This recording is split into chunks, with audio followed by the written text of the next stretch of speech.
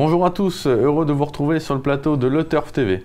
Aujourd'hui, je retrouve à mes côtés Mathieu Mortagne de Bilto. Bonjour Mathieu. Bonjour Alex, bonjour à tous. Donc Mathieu, ce jeudi, nous irons à Vincennes pour une très belle épreuve, le prix du plateau de Gravel. Une épreuve groupe 3, une épreuve internationale réservée à des 4 et 10 ans. Ils seront 16 à s'affronter sur les 2100 mètres de la grande piste, départ à l'autostart. Aujourd'hui, donc au sommaire de l'émission, l'analyse de la course par Mathieu. Et ensuite viendra son pronostic au 5 sur 5, son conseil de jeu, afin de toucher un 5-5 qui peut être rémunérateur. Mathieu, très belle épreuve que ce prix du plateau de Gravel. Oui, très belle épreuve. On a des chevaux bien connus des turfistes, hein. C'est des très bons chevaux de quintet. Voilà, donc une épreuve assez ouverte malgré tout, parce que sur les 2100 mètres grande piste cet hiver, on n'a pas toujours eu des arrivées logiques. Donc il va falloir jongler entre les chevaux qui sont en forme et peut-être ceux qui sont un peu moins bien. Voilà, le parcours va faire aussi, je pense, la différence. Vous parlez du parcours, ça tombe bien, Trio de Félière, le numéro 2 que vous avez placé en tête, elle adore ce parcours. Voilà, Trio de Félière, avant le coup, bon, cet hiver, elle est montée de catégorie, elle a couru les meilleurs, mais à la base, avant, c'était la vraie jument de 2100. Donc là, elle a couru le prix d'Amérique, on lui voyait une chance, bon, ça s'est mal passé. Maintenant, là, elle redescend quand même d'un étage. Donc, avec le 2 derrière l'autostar sur son parcours de prédilection, on est obligé de lui voir la première chance théorique de la course. Voilà. Elle a tiré un bon numéro. Voilà. C'est une jument qui devrait être, donc, du coup, avec le 2, être pas trop loin des chevaux de tête à l'intersection des pistes. Avec la pointe de vitesse qu'elle a, normalement, la classe doit parler pour finir. L'année dernière, elle se plaçait deuxième de cette épreuve. Elle partait en seconde ligne. Elle était un peu fatiguée, peut-être en fin d'hiver, mais c'était peut-être pas la Trio de Félière d'aujourd'hui. Voilà, oui, c'est vrai que elle était un petit peu fatiguée, mais bon, c'est pareil, là, la dernière course dans le Prix de France, c'est pas extraordinaire. Bon, c'était bien plus relevé. Je vous dis, c'est au papier pur, c'est la jument de la course. On peut pas aller contre. Elle est normalement, je vais pas dire qu'elle court avec ses enfants, mais pas loin, quoi. Voilà, c'est ça. Donc, logiquement, avec un bon parcours, là, cette année, elle est en première ligne. Elle a quand même franchi un palier cet hiver. Voilà, normalement c'est sa course. Il n'y a qu'un petit doute peut-être alors sur sa forme en cette fin de meeting également. Elle a beaucoup donné, hein. Elle a fait la finale du GNT, elle a fait les préparatoires au prix d'Amérique, le prix de France. Voilà, c'est des courses qui restent dans les jambes quand même. Mais le petit bémol peut-être. Le petit bémol, voilà. D'accord. En deuxième position, vous placez le numéro 16, Global Manhattan. Lui, c'est simple, c'est 2 sorties sur le parcours, 2 victoires. Oui, l'autre jour, il s'impose sur le tapis vert. Septuor qui a été disqualifié après enquête, qui le dominait. Mais le cheval courait de première, hein. Il était déjà en deuxième ligne. Là, l'avantage qu'il a, celui-là, c'est qu'il a beaucoup de fraîcheur. Il n'a pas fait l'hiver. Donc, il vient de montrer sa forme. Il sera déféré des 4 pieds à nouveau. C'est le vrai cheval de 2100. Voilà, il a pas mal d'atouts pour lui, hormis peut-être son numéro 16 à l'autostar qu'il va falloir composer avec, mais bon, on a Franck Nivaro-Sulky, donc je m'inquiète pas pour ça. D'accord, bon c'est vrai qu'il monte un peu de catégorie, mais bon finalement on se dit que la course est quand même très ouverte. Ces chevaux-là se tiennent de près, je pense que c'est une question de forme, et lui, il a ça pour lui. Il est plein de peau, d'accord, on l'aura bien compris, on gardera Global Manhattan très haut. Le 10, Amtrak Piraten. On était vraiment chaud bouillant avant. C'est qu'à de le dire. Dans le prix du Luxembourg, malheureusement, le cheval n'a terminé que 6e. Oui, je pense qu'on était tous chauds et le premier, Jos Verbeek, devait être très chaud aussi. D'ailleurs, il a descendu un peu trop vite. Une 6, je crois, la descente de Vincennes. Un petit peu présumé de ses forces. Ça reste quand même un cheval qui est plus confirmé piste plate, mais quand je vous dis confirmé, c'est un cheval qui, en Suède, domine des chevaux comme Maharaja ou Yaraboko. Donc bon, sur ces lignes-là, c'est difficile d'aller contre sa candidature. On va surtout bien se garder de le condamner sur ce perfla du Luxembourg où il a sûrement présumé de ses forces.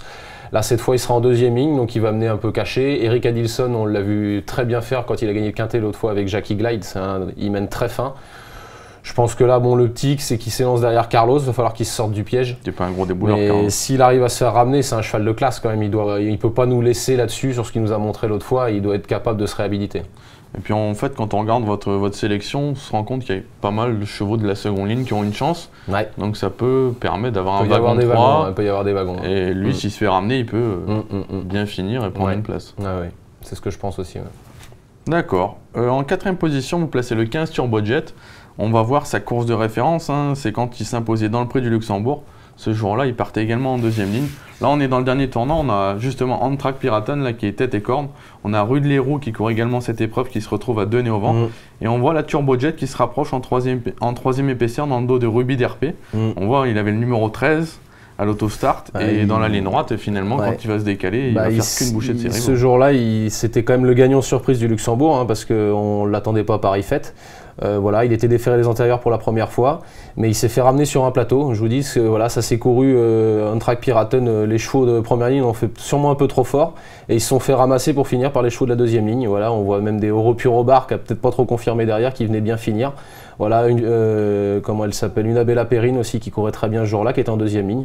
Voilà, c'était un petit peu, ils ont tiré les marrons du feu. Donc c'est pour ça que je vous dis, ça va vraiment dépendre de la configuration de la course.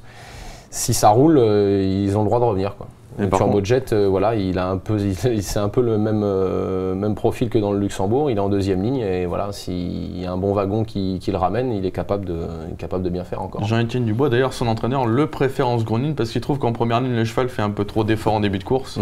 Et après, bon, on l'a vu la dernière fois. Bon, il est pas heureux l'autre. Pas chanceux pour finir quand même. Il aurait pu finir. Mais c'était quand même moins impressionnant que dans le Luxembourg. Donc là, c'est peut-être mieux pour lui comme le confère son entraîneur, quoi.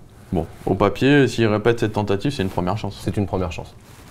On est d'accord. Ensuite, en 5e position, vous placez une femelle, le 11, une fille d'amour, qui est pleine peau actuellement.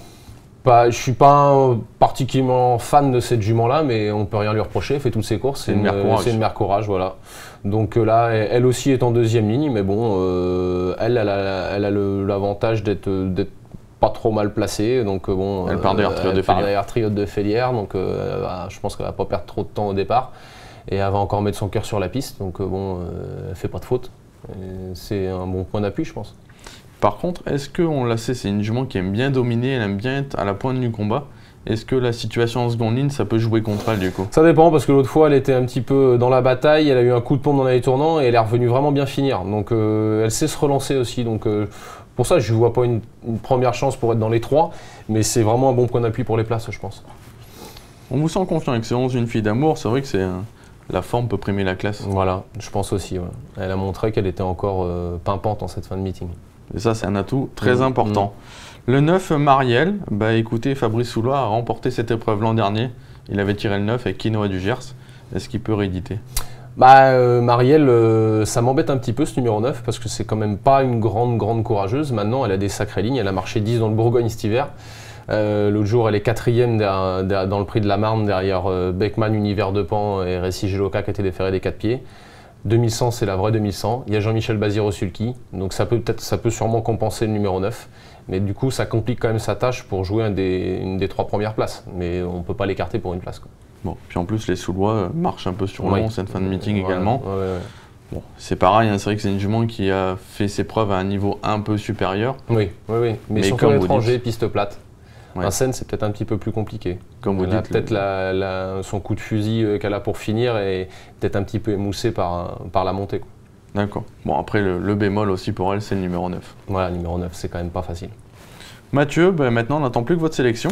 Alors, en tête le 2, Triote de Félière, ensuite le 16, Global Manhattan, le 10, On Track Piraten, le 15, Turbojet, le 11, Une fille d'amour, le 9, Marielle. Ensuite, le 4, Rue de l'Héroux, que je rachète parce qu'il a fait un petit peu trop fort l'autre fois, même si je pense que c'est pas le vrai 2100, mais c'est un cheval qui a des titres. Et Récy Geloka, qui lui est en pleine forme, mais qui gardera ses fers et que je préfère aussi un petit peu sur plus long, mais il est en première ligne, il a tout à fait le droit d'être dans le quintet. Donc Récy Geloka, le numéro 6. Voilà, numéro 6. Mathieu, au niveau du conseil de jeu au 5 sur 5, a joué bien évidemment sur le turf.fr. En plus, en ce moment, on a vu de très beaux 5-5 en son début de semaine. 2 5-5 lundi à 10 000 € et mardi un peu plus de 40 000 €. Ouais. Bon, cette épreuve normalement ne devrait pas monter aussi haut dans les rapports. En tout cas, on l'espère, sinon ça voudrait dire que malheureusement on serait passé à côté. Voilà. Mais en tout cas, donc, votre conseil de jeu au 5-5, 3 chevaux de base, le 2, le 16, le 10. On associe derrière le 15, le 11, le 9, le 4, le 6. On a rajouté 3 petits outsiders, le 8, le 14, le 5, ce qui fait un jeu à 14 € à 50%.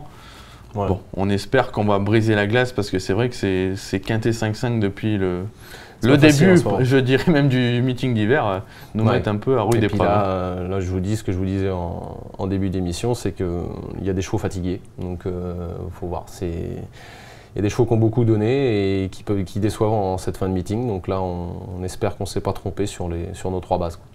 On espère aussi, Mathieu. En tout cas, merci beaucoup pour votre analyse et puis on se retrouve très bientôt sur ce plateau. Merci Alex, bon jeu à tous. Bon jeu à tous, au revoir.